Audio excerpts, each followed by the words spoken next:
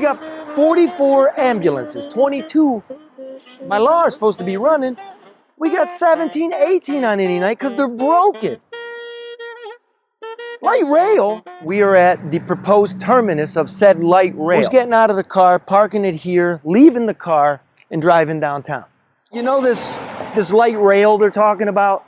From here to downtown, $500 million. Is that the number one thing we need right now in Detroit? We need better police. The schools need improving. Garbage pickup, the better ambulance service. We got a lot of other things we could be spending that money on. Vonda, did anybody ask you for a light rail? No. No. Cool. Live from downtown Detroit, it's No BS News Hour with my main man, LeDuff. No bullshit. Yes, sir. Merry Christmas. I do believe this is the beginning of the 12 days of Christmas, is it not? I thought the 12 days started on Christmas. I went to the Epiphany. Wrong. Wrong? Okay. Maybe you're right. I don't know. I skipped that part. I thought my Catholic education taught me something. The only thing I learned in Catholic school was how to part my hair in the middle. You know why? Why? Because the priest kept saying, "This is not a sin, my son." Charlie, it is too early for that. Hey, man, you know, love the sinner, hate the sin. You know what I'm saying? That's why I parted on the side now. Bad memories. I've never heard that one. I fully appreciate it. Thank you. Of course you do, choir boy.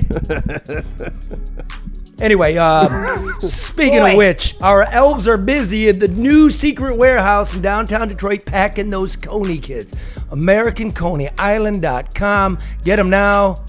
Get them while they're cold. They'll be right to your door. Dozen dogs, all the fixin', proprietary sausage, proprietary chili, Vidalia onions, the buns, the paper hat, right to your door. Just go to AmericanConeyIsland.com.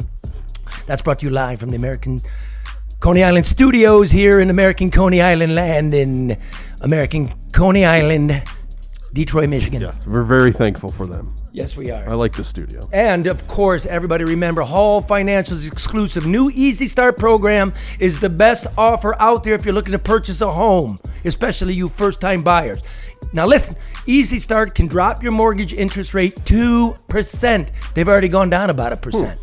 Talking 3 right there. In the first year, and your loan for the second year would drop by another 1%, and your rate won't go up if the market does. Good deal. This saves you over $200 each month and thousands each year. When mortgage interest rates fall in the future, now get this, Hall's financial rate watching technology team. Oh, they're the only ones with a rate watching technology. A financial rate watch technology team will let you know it's time for you to refi and claim your exclusive benefits. Whether you're looking to purchase a new home or refinance your current home, you need to call Hall Financial first at 866-CALL-HALL or go to callhallfirst.com for that special 5-star service just for you. Thank you. Mm-hmm. I know. Beautiful.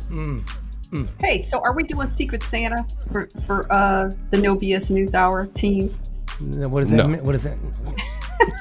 My vote's no. If I get a right? vote, it's no. Secrets. All right, here we go. No.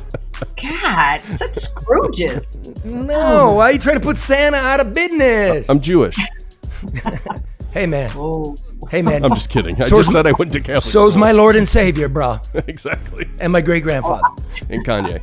Speaking of like the North Pole, hippie Jesus, baby Jesus, Zach, do we have a follower in the South Pole? I believe we do. We now, breaking news, the No Bullshit News Hour now has listeners on 6 continents. 6 continents. That includes Antarctica. And we will... You're a little late with that. That's old news, bro. That's old news. So really, we got a researcher down there? Yep. We got a researcher. They're just trying to hammer out some of the final details, but we're good to go. I wonder if it's melting. I wonder if Santa summers in Antarctica. Summer in Antarctica? It would seem to me. You got a like little beach shack in the south. Wait, which country don't we have I think we have almost all of them. South America? Yeah, sure. Why I not? want you to get on the hips. Okay. Because I know we're big in Kazakhstan. Build an ark and get two listeners from every country. It won't take you that long. Okay, look, I want to try something. This is the phones still don't work that well. Well, they work, but we don't know how to work them. But ask us anything, any question on any public matter. You need some private advice, call us at 7345 NB News. No bullshit news. 7345 NB News. Call us. You can ask us anything. Now, This is public stuff, not private stuff. You can do that too. It's Christmas. Secret Santa. You know what we should do, Karen? We should have a office party. Okay, we don't have an office. Your house. We do? Your house. Your house. Okay, come on. You can have it here. And you can get that gas fireplace in the backyard going and everything? Whatever you need. We can do that. Sweet. Okay, cool. We'll cater it. Get it catered. That'll be fun. The pond is off. It's frozen, but we can do that. That'll be fun. You got a pool over there? I have a pond. A pond. Good enough. Pond that's good for you. Yeah, get a swamp. Yeah. That'd be good for you. Someone will be in there. Yeah. Me? Yeah, I like to wallow. Put that mask back on. You're still positive. Very much so. All right, look, man, before we get going into the great American ripoff that is the state of Michigan, I just, now Elon Musk with Matt Taibbi, friend of the show, no right-wing conservative, right? Longtime Rolling Stone writer, Good reporter. I like him. Great. Mm-hmm. So he's been given access to the Twitter emails for all the people that Elon Musk canned. And so it becomes obvious Twitter is working with politicians, especially on the left, the Biden campaign, to scrub stories like Hunter Biden laptop and whatever on that, right? That's not even an important story unless it's Biden himself taking some money from Hunter Biden's Sure. work, right? I honestly feel like, why not investigate it? I have no problem with them investigating it, but the Twitter stuff seems to be all about his nude pics and all the salacious fun stuff. Mm-hmm. But remember, it was Russian operatives. It was misinformation. Oh, yeah. It had all the earmarks of Russian disinformation. And there's a lot of egg on their face, a ton of egg on Twitter. I mean, Twitter has made so many missteps. And yet, everyone still uses them, it seems. And everybody's ugly on there. Pre-Elon and post-Elon. All right, so we also know from this weekend that they censored scientific and public policy questions on COVID-19. Mm-hmm. They did that to us. Mm-hmm. And so did Facebook. They did. Yeah. And at least Twitter says, I read it on Twitter.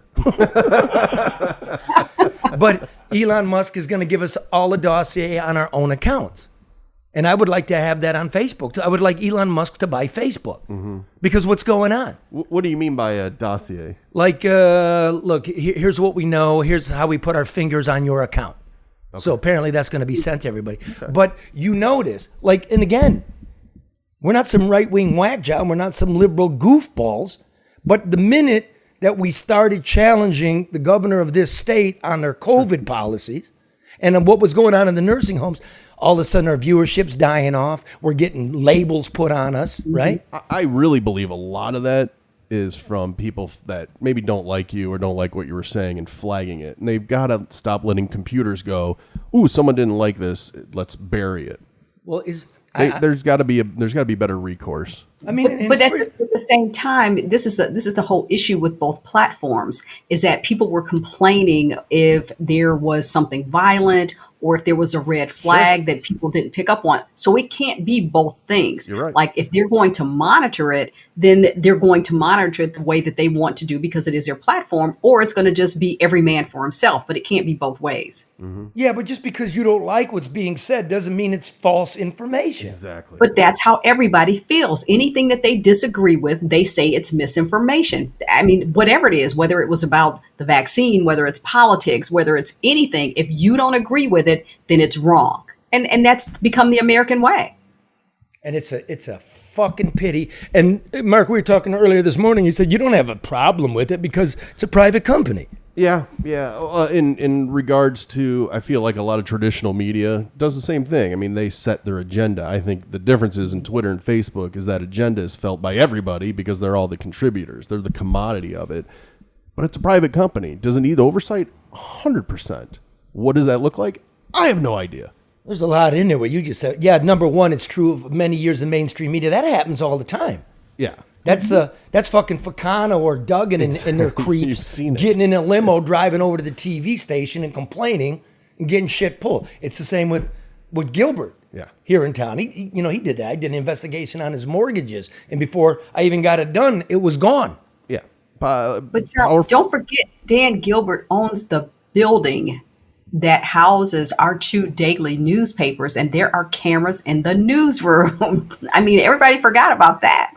Yep. And some bullshit excuse like those cameras are just for security. I don't know, man. You're not having your camera over my keyboard. Who's security? Yeah. And the other thing about the Twitter situation here is, yeah, you do what you want, I guess, but now you've got the FBI, right, other security apparatus in America meeting with him. Isn't that over the line? Isn't there a First Amendment issue there? Yeah, I'm surprised Twitter would allow it, to tell you the truth. I mean, look at the battle Apple's having with the FBI because of how secure they're making their stuff, and the FBI is like, well, wait a second. But once again, like Karen said, you can't have it all one way or the other, and I have no idea what their balance lies. Yeah, but the thing about it is that you've created a platform for people to express themselves. So, and this is what I wrote about and got in trouble for it. But if it's your platform, you can, and it is privately held, then you have the ability, whether or not it's a right, to influence or control the stream of information and the kind of information. So, I mean, what do you want? Do you want the opportunity to express yourself, but only be in the room with people that agree with you? I mean, I don't know. It's a slippery slope. And well, I'd be on all the major cable shows. I've been on them all, right? Mm-hmm. CNN's liking me and retweeting when I'm telling you from Cobo Hall that there was no 150,000 ballots trucked in there. But then again, when I start looking into our old people and what is the true COVID damage, all of a sudden I'm gone. Exactly. Right? I'm not on CNN anymore. Yeah. And then what's weird? Chris Cuomo gets booted off of CNN. He's on some gutter fucking station. I don't know where he's at. What's News Nation. Is it big? It's not that big. It's growing. It's the old WGN. I got to tell you, it's not that bad. It's just nobody knows about it. Well, then should I go on it? Because the guy won't leave me alone. Yes, you should. I'm like, I'm busy tonight. They're like, we'll send a mobile studio over to your house. I'm like, a mobile studio over to my house? Oh, well, then absolutely go on. Pick me up at the bar, dude. What'd you say, Karen? I said I told him to go. Now Mark is seconding that. They'll ask Hippie Jesus, and then you've got a quorum. You should go. I already tried getting Chris to come on the show. And I didn't know. Yeah, he ignored me. I didn't know.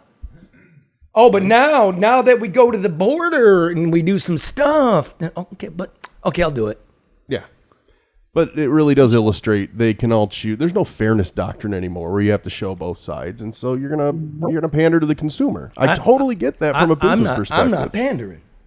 That's why we're shadow banned. Not you, but the networks can do that, right? Yeah, any network, any Twitter can do that. Facebook can do that. What's this bullshit go around about? Like, I don't quite get it. Indict Fauci for what? Or you investigate it? What did he do? Function research. Oh God. Of it. What did he do? I mean, what do they want to look into him for? Just give me a quick tick, tick, tick, tick. I mean, I'm no expert, but I'm pretty sure it's because of the way they funded the NIH or something like that, and the changing of the definition of gain of function to help cover their asses. Oh, you mean like Fauci might have helped create the COVID bug? Is that it? The funding of it, yeah, and then lying to Rand Paul and Congress and all them during his testimonies. Is it also have to do with like his COVID response, masks, lockdown, schools? Isn't it? Maybe. I don't all right, know. get away from hippie. He's a conspiracy theorist. Isn't it about that stuff too? I think so, yeah. And he got some stuff wrong, right? Early on. You don't need to wear masks. Mm-hmm. And then science changes. So when you look back on things, it looks like he got a lot of stuff wrong. Wait, he first said you don't need to wear masks. Mm-hmm. And then he said you need to wear masks. Mm-hmm. And now, like, masks aren't all that effective? Cloth masks aren't because now we have Omicron. I mean, that's the great thing about science. It constantly changes. The problem with Fauci is he's not a savior and he's not the boogeyman. He's a fucking scientist. but people want to plot him in how they think is, oh, he's the greatest. He's saving humanity by, with his decisions regarding COVID. But then you have the other side that wants to indict him. And he's a human being that's a public employee, a very well paid one too, which I know rubs people the wrong way. The guy's doing his fucking job. Now, is he going to make mistakes? Sure. I mean, look at all the mistakes I make doing my job. Yeah, that's for sure. I know. I've been fired like 5 times this month. You're starting to fire yourself. It's so bad. But I mean, I lived through it, and I'm no denialist. I did what was asked of me. I wore the mask. I hunkered down. I got the shots, even though I had it before. But again, no denialist here. I need to see numbers. I need to see data. So when I see on the other side, Fauci saved tens of thousands of lives. How did he save tens of thousands of lives? You mean because we did a lockdown that saved lives? Did that save lives? Because I know when some places in America got sick of it, like Florida and Indiana and Ohio, right? And they unlocked it while Washington and the CDC were still locking it, and the governor of Michigan, that they have a lower death rate. Florida has a lower death rate than Michigan and more old people. Yeah. So did it? What am I supposed to believe? You're never going to be able to prove that. That's proving a negative, right? Because we did it a different way. So am I wrong, though? I mean, because you're a smart guy. Do we have an answer that we all agree on, that even data shows us, like this was effective, this wasn't? No, it's interesting. No? No, I would say no. There's really no perfect, people will say, well, Florida's data collection was this way and blah, blah, blah, blah. And, there's just too many fucking variables that no one's going to be satisfied with the answer anyway. COVID's really interesting to me because I feel like when it started, everyone's like, 2-week shutdown. Okay, this will be fun. 1 week or 1 month. Oh God, this is kind of getting a little exhausting. It's going to go past June. And then by then, there's a group started getting really exhausted by it. And now everybody's exhausted by it because it's been 3 goddamn years. And we were in an election year. Sure. And all that plays into it. I just feel played. I like to feel that I'm a contributor to this society, that I'm not a problem. Hey, just do the best you can. But my thing is this too, and we keep forgetting about this, and this may or may not play into whether or not you are a conspiracist or not. But there's a financial factor behind this. You think about early on, Bill Gates was always talking about, overpopulation and what needed to be done.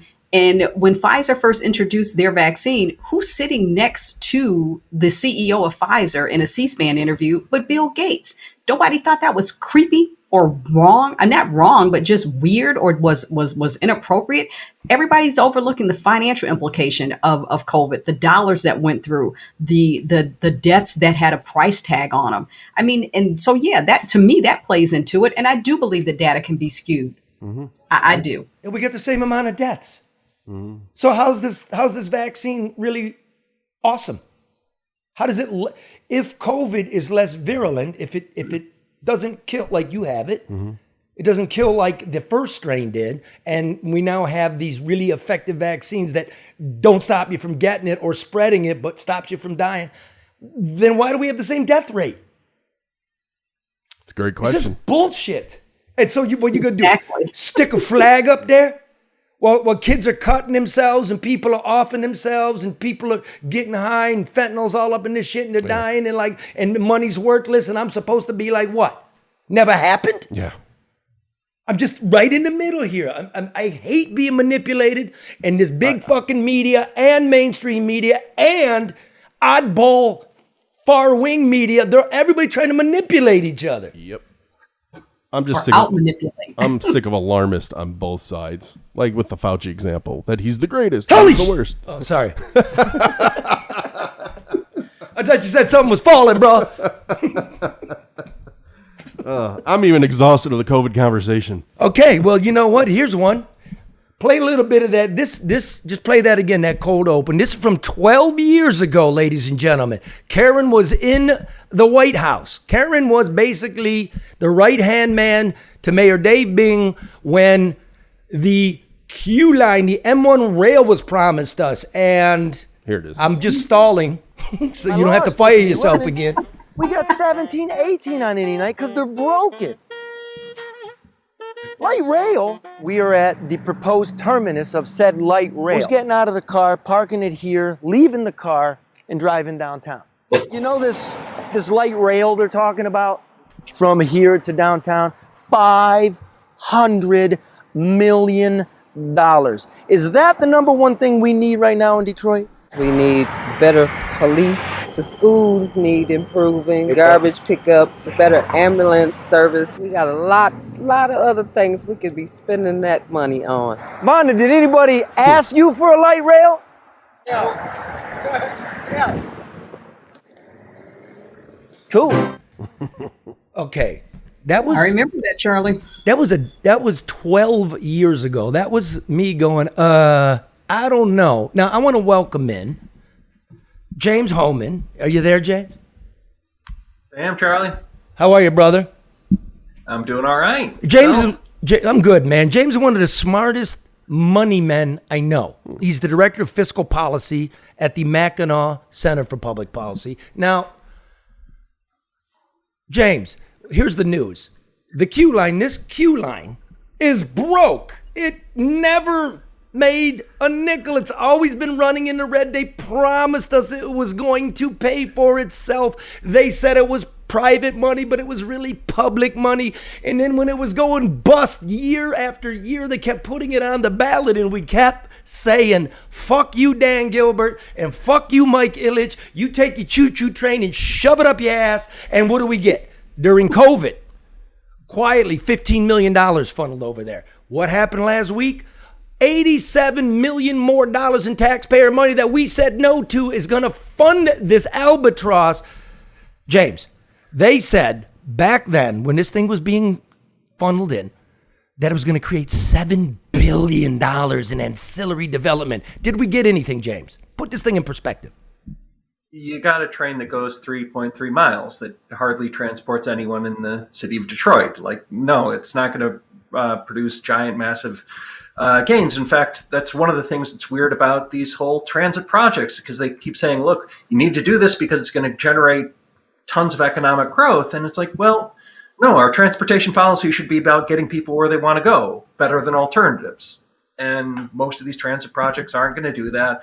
I think, with regards to paying for itself, no, these things are never going to pay for themselves, because I think there's only one transit system in the entire nation that covers more than half of its expenses. And the argument being that it's going to spur development that would otherwise not happen. And so really the gains show up someplace else. It just doesn't work like that. And I think that's been the case in Detroit. And yet they push it on us, dude. Like, is this just part and parcel of what's going on, not only in this city, but in these counties and in this state? Like, massive giveaways that never pan out the way that it's presented through the mainstream media to the public. It's close. I mean, what I think is going on with this and with like a lot of the other things that you're talking about is this willingness to fall for gimmicks. Like, if you can tell a plausible story, a lot of lawmakers are going to be interested. I mean, it's not their money anyway, so they're more prone to say yes. Can you get good headlines? Can you make a case that this is really going to improve jobs? A lot of these things, you can answer that yes, but the question is, can you also answer that no? If you dug into it, if you started following what's going on, if you really want to encourage growth in the state of Michigan, would you say yes to a lot of these things? The answer is probably not. And mostly what you'll see is that you've got politically important people asking for favors and getting politicians to say yes to them. And that's not a Michigan thing. Like, this is the reason why Boeing is the biggest recipient of business subsidies from the state of Washington, why oil and gas companies get a lot of money from the state of Louisiana. And here in Michigan, major politically important people ask for favors and tend to convince lawmakers to give it to them. Well, we do it like Noah. Put it in. Let me back up. Freedom of Information ask of the city of Detroit. I say, since Mike Duggan has taken office, it's empty down here. By the way, all these subsidies we gave away. Give me a list and a value of what public subsidies went into what. For instance, the hockey arena, or this skyscraper that hasn't grown a fucking inch in 6 months, or Stellantis's Mack Avenue Assembly. Give me some kind of number. They don't have it. Now, I know this is what you do for a living. What about Michigan writ large? What do you know? Yeah, so you asked me to try and track down all of the projects that happened in the city of Detroit. Yeah. And there's no definitive answer for that one because you've got governments at different levels offering these things. You've got local stuff, you've got state stuff. I can track a lot of the state stuff because I know where they put it in their reports, and I know where the reports are. And I was able to find well over 300 deals in the past decade. Basically, if you're expanding in the city of Detroit, if you've got a new apartment building to build or something else like that, odds are you can get some favors from the state of Michigan. These things can go all over the board. Some of them are just like tax abatements where it's like, we're going to let you pay less in taxes than other people would do. Other ones are, we're going to exempt you from property taxes entirely. And then there's a bunch of them that are, we're going to give you money from other taxpayers. Cash. Where do we rank cash. as where do we rank equivalents. where do we rank as a state if you've even done this work in terms of just handing out cash? Yeah. No one subsidized business like the state of Michigan, especially under this new program. Pause it. What'd you just say? No one subsidizes businesses like the state of Michigan. You mean hands out checks, cash? Hands out checks, hands out cash, short-term cash cash over the short term, where we're just writing a check to businesses. A lot of other states do it via tax credits over extended period of time. Michigan's done that too in the past, but we're going to give out $1 billion in this new SOAR program. No one else does that like that. Anything remotely similar. At best, you get these deal closing funds that deal with 100,000 to a couple of million, not hundreds of millions of dollars to select companies. Why is it important? Well, we're giving companies subsidies because they ask for it. And our lawmakers, who are supposed to be the gatekeepers to ensure that they're good stewards of taxpayer money, are more interested in putting out press releases about jobs than they are about being good stewards of taxpayer money. And I know this because, a lot of economists use subtle and clever methods to try and understand, if we're going to give these big companies special tax preferences, does it pay off in economic growth? And some studies find positive effects. Most of them find negative effects, and none of them, and I mean this literally, none of them find large effects. So when our lawmakers thump their chest and say, look, this is the third industrial revolution coming to Michigan because we gave some company your taxpayer money, that's not going to happen. And our lawmakers should be held accountable for these crazy promises that they make when they land these big projects. And in the meantime, we're broke as a fucking joke. We're at the bottom of every metric in terms of job losses and school achievement, like roads, reliability of the electric grid. What the fuck are we doing in the meantime? Our patron saint over here, let's just lay it out. Gilbert's there's a lot of... Go ahead. There's a lot of improvements that we could get. And the things that you're talking about is exactly what our lawmakers should be focused on. Transportation. Look, we all use roads to get where we want to go. Why? Because it's the cheapest, fastest, and safest way of getting where we want, above alternatives. Our lawmakers state government and local governments, they own the roads. It's their responsibility to make sure they're in good working order. And we actually made a lot of progress on that. Electricity. We all need cheap, reliable electricity. And unfortunately, this drive for renewable energy has sacrificed both of those things, both the reliability and the price. So there's all sorts of things that we can do, better policy decisions that we can make, and our lawmakers should be focused on those rather than trying to pick the right businesses to subsidize. James, can I ask you a question? So when we talk about leaders, we have the executive branch, we have the legislative branch. The legislative branch should be an oversight for the decisions set forth for the executive branch. Should we be? I know we should be looking at both, but at the end of the day, does either one of those hold a little more liability or responsibility than the other? Oh, that is a really good question, because all of these things, all of these subsidies are duly enacted by law, and regardless of who's in office, and if you look around the country, every state subsidizes businesses to some extent. It's a bipartisan endeavor. So I think there's both culpability there. I would love it if legislators in particular who don't receive as much political benefits from these deals started getting more skeptical. Executives, on the other hand, they are the ones that usually sign the deals, are the ones who get a hand out the deals. Most of these things are discretionary programs. That is, in order for a company to collect these things, they have to have a deal with the state of Michigan, which means that some administrative agency has to sign onto those deals. So I think that there's some different incentives around that facing the executive than there are for legislators. And I would love to see legislators be more skeptical.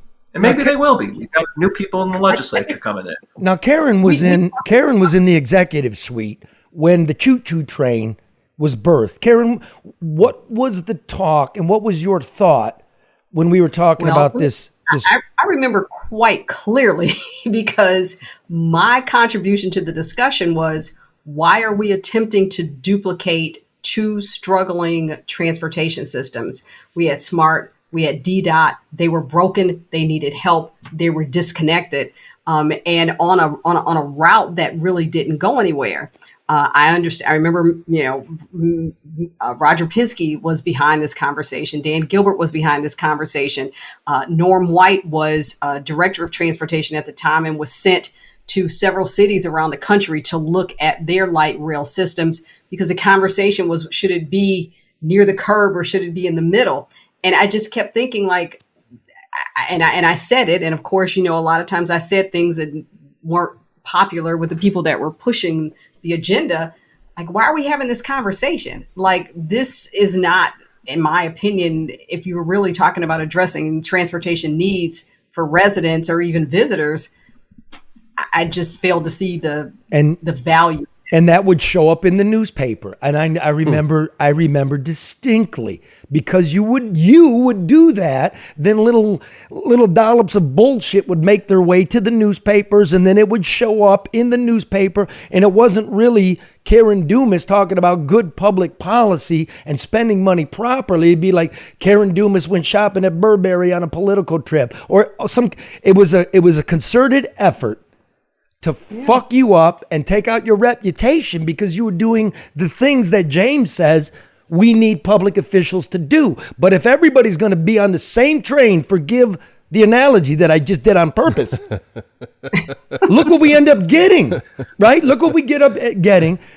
We have a newsroom with cameras in from the billionaire who pulls more money than anybody. The guy was sued by Deutsche Bank for the housing collapse and the bullshit mortgages he was issuing, which 1.5 billion, there was validity to it, said the New York Supreme Court, but it was statute of limitations. After the collapse, $33 million settlement with the federal government for more bullshit mortgages. A $750 million settlement in Texas, Amrock, for ripping off proprietary information. That's Gilbert's company, which, by the way, they're back in court because it was appealed and there's a retrial, to be fair. But having said that, like Karen says, why is it going on the curb and not down the middle of the street? Because that touches these rich guys' property and raises the value. And now people in Escanaba are stuck with the bill on this? Well, that's what I want to ask you and James about. And I fully agree. I never was nuts about the plan. And one thing I want to point out about the video from the cold open that we replayed here is that you're standing at 8 and Woodward, which was where it was originally supposed to end at. And now it goes, 3 miles to New Center. But it's here now, right? It's here. So the state is going to spend, is it $5 million a year to subsidize it? So 50 cents a person. I mean, what is the other option? Not subsidizing it and letting it fall into repair? I don't know what to do about that. And I didn't know if you or James had an opinion, or Karen. I'll take this, James and Karen, and I'll give it to Charlie. you. Yeah, what are you going to do? Let it rot? No. Nope. Horse left the barn. Yeah. The point is, in the future, heretofore, open your fucking eyes. And I cede the floor, James. Wait, Charlie. Yeah, so transportation policy should be about getting people where they want to go cheaper, faster, and more effectively than alternatives. if you let the streetcar go away, is that actually going to change whether people get where they want to go faster, cheaper, and more effectively? I don't know that the answer to that question is yes. I don't know if that's going to have any noticeable influence about transportation behaviors in Detroit, which says a lot about the effectiveness of the streetcar. I get it. Oh, he's But saying subsidizing it is not going to achieve the goals of it either. So I'm not saying that you allow it to fall in disrepair, because that just contributes to all the issues that we're already dealing with in the city of Detroit. How about if the commitment was made for it to be privately funded, that promise be fulfilled? And, you know, again, it's already, like you said, the train has already left the station. But what do you do with something that doesn't go anywhere? The ridership isn't there. It's just not. Is that a population issue? Is it because it just doesn't serve the needs of the people in that 3.3 mile area? I mean, these are hindsight, you know, Monday morning quarterback questions that should have been addressed prior to. Amen. I think it's important to say that, you know, when the mayor and these billionaires hire garbage hipsters from the media who are willing to say whatever you want them to say to this community so they can pick up a paycheck that's not earned, that's misleading the people. I know who you are. I've sat with you, and I'm disappointed. And I think what Karen and James are saying is, what would it hurt to pull the cars off the tracks? Doesn't hurt you to have the tracks there, and take that 85 million plus the other 15 million and put it into electric buses and whatnot. But you don't cut ribbon on that. Yeah. Which leads me, Karen, to the latest. James, you might not know. There's a special hearing today. The Detroit City Council is supposed to be on vacation, and yet they're having a special hearing about the towing contracts. Oh, God. Now, Again? let me take you back to what's going on with the towing contract. Remember they raided City Hall? Oh, yeah. Remember, there was somebody went to prison, Spivey, and then there's a couple of other targets, and then it was outed that the mayor was going around and telling people that there's a FBI snitch inside the whole deal, and now we're having a special hearing, and then Rob Snell, great reporter, Detroit News, excellent, saying that there's new filings from the Corruption Bureau of the FBI and the U.S. Attorney's Office into something or other. Wake up, people. What is the hearing about today then? Like what? Something about the contracts. I wish I was sitting there. We got to do this, but we'll be on it because everybody calls Karen. Yeah, Karen, what's it about?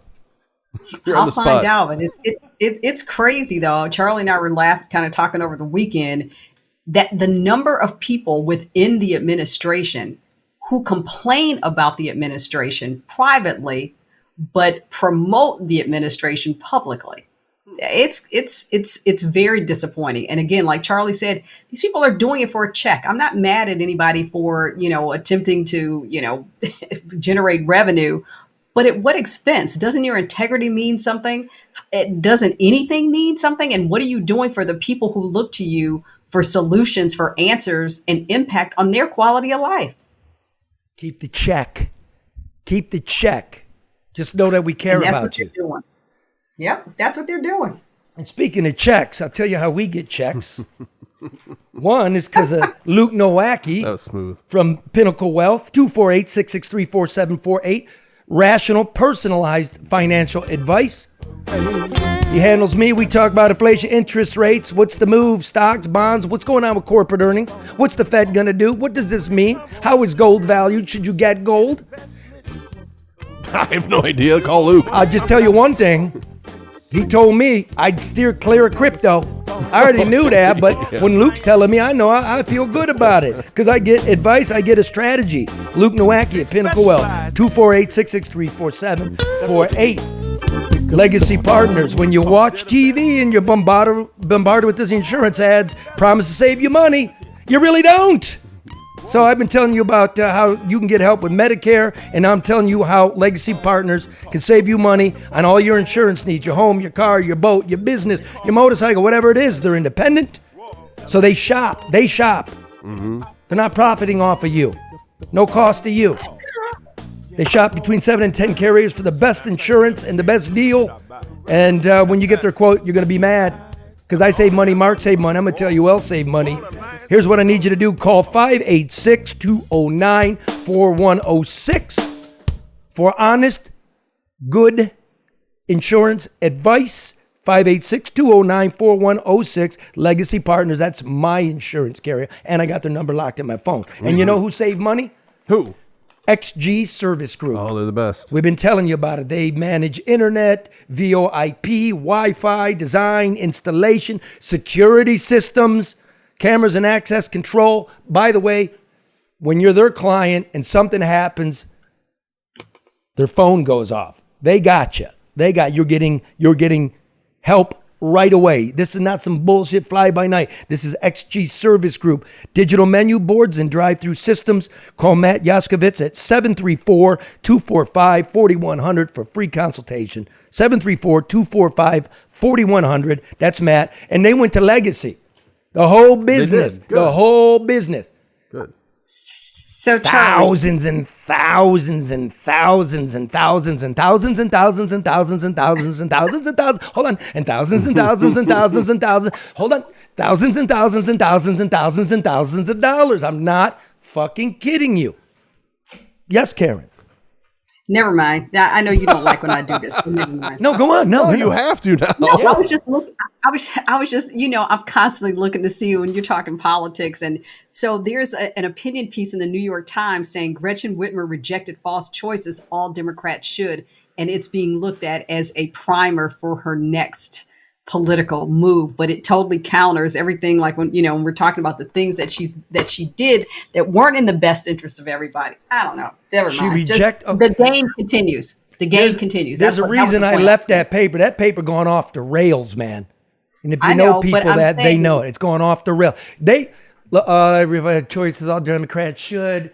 Blah, blah, blah, blah. In many ways, Michigan offers a microcosm of American politics and includes a diverse population.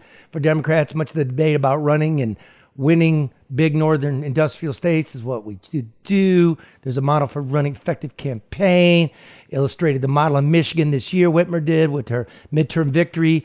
She spent $100 million. Yeah, it was having more money and running against worse candidates. And saying a 14-year shouldn't carry a rape baby. Yeah, exactly. What's that, Karen? We were just talking about. That's what I'm saying. It's exactly what we were talking about. Everything is positioned. Everything is poised. Everything is performative. Everything is... That's what we were just talking about. Huh. Okay. Nope. Anyway, okay, so I'll give that a read. I don't know. I know the New York Times doesn't even know what time it is here or who got the endorsement from whom. I know they fly by night. I know the players. I know the players they talk to. I know they phone it in. If you want to cover this state and this place is important, you should move here. It's what any reputable reporter does. You want to write about the border, you go to the border. You want to write about Michigan, you come to Michigan. But I think this is an opinion piece written by a person that is at Impact Research and was a pollster for her during the campaign. That's my point. Wow. Wow, you could all call me, but it ain't like that no more over there. It's not like that. They got more reporters on the borders of Ukraine, the New York Times, than they do our own border. Wow. Where are you at, man? It's beyond politics. Be honest. Not a fucking organ. The game continues. Speaking of competency and honesty and ethics, Barry Ellentuck at ADR 248-318-9424 for a consultation on public and private construction projects, procurement, government compliance, and information technology. Get the job done right, on time, on budget. ADR. Call Barry Ellentuck again. A non-charge consultation, 248-318-9424. Now, do we have somebody on the phone? Yeah, we do. Let's see. Hello? Hello? Hi, I believe it's Vince. Hey, Vinny. Who's this? Vinny? Yeah, we're the little media group up in Ottawa that give you the Charlie. Media. What's the name of your media group, Vinny? B&A. It's just a small thing. I'm Lou Gordon's godson, buddy. You're Lou Gordon's godson? You mean the late, great Lou Gordon? Oh, yeah, buddy. Yeah. The guy that invented the late night talk show? Yeah, I was raised in Detroit, buddy. When you see VNA on your chat, that's us. Huh. You know, we're disciples of you and Lou, buddy. You're the greatest, both you guys. Oh, Lou's long gone, you know, God rest his soul, but he really laid it out. I mean, there's no Bill Bonds without a Lou Gordon. There's no doubt about that. There's nobody. Yeah, and buddy, you're just like that. You're just like that. You tell it how it is, like it is. Even the name of your show, No Bullshit News, buddy. You're there. I appreciate that, man. So what's going on in Canada? What can I do for you, Vin? Nothing. I just called Red because, you know, Red is kind of like I didn't actually know him that good, but I knew who he was from the old days, so I called him to get in touch with you. You know. Okay. I just hope, you know, you're talking about all these bigwig politicians driving up in a limo. That's why me and Amy, the preacher at our church, who's kind of like that black preacher you interviewed a while back, and he said on Christmas you should be, you know, be generous and give things, and we're not doing nothing with this, and it's perfect because Amy noticed that you weren't wheeling around your Fleetwood anymore. So what do you got? What are you talking about? You got something for us? Yeah, we're donating you a 89 limousine, a stretch of Van Cleef edition. It's got a convertible top over the chauffeur, the whole 9 yards, Charlie. Wait, an 89 stretch limo Cadillac? Yeah.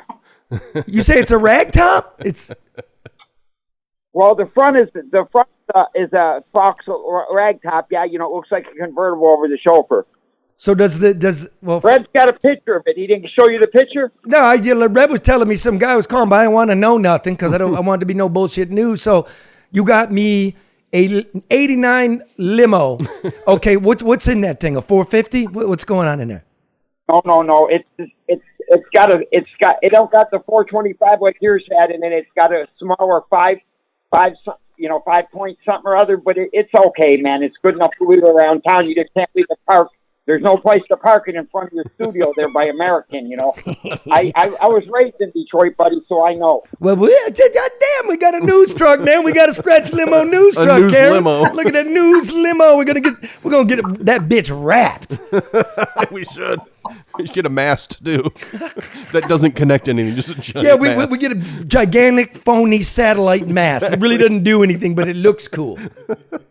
Yeah, we are, Charlie, up here. There's VNA press gallery. You know, I belong to the press gallery, you know, the one. But what we do is get people that go in there like you, real ones that do real reporting. We try and teach them how to do it. You're our disciple, buddy. Right. My man. Okay, so listen, your connection's bad, so I'll get in touch with you. You're in Ottawa, right? Yep. Okay, and I'm in Detroit. So how we gonna get this Cadillac? I can put it on a rail car for you. Red said he'll come up here and pick it up. You'll never see Red again. He'll go cross country.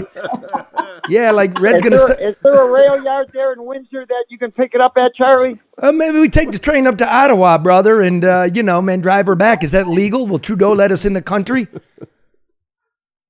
Well, let me tell you, speaking of Trudeau letting people in the country, you were right, but you were wrong about, up here, the people that you saw crossing the Rio Grande, buddy, yeah. They're coming in at Quebec. There's this place called Roxham Road, and they're wandering around here, in Ottawa, because Galton Ford don't want them in, but Trudeau wants them in, so he lets them in with no questions asked at Roxham Road, and they get more money, more Trudeau bucks than what Biden's giving. So now hold on, you're going to have to wait for this, Vinny, because my column, which appears in the Detroit News on Wednesdays, Karen's on Tuesday, mine is, I'm going to take a look at that, because the fact of the matter is this.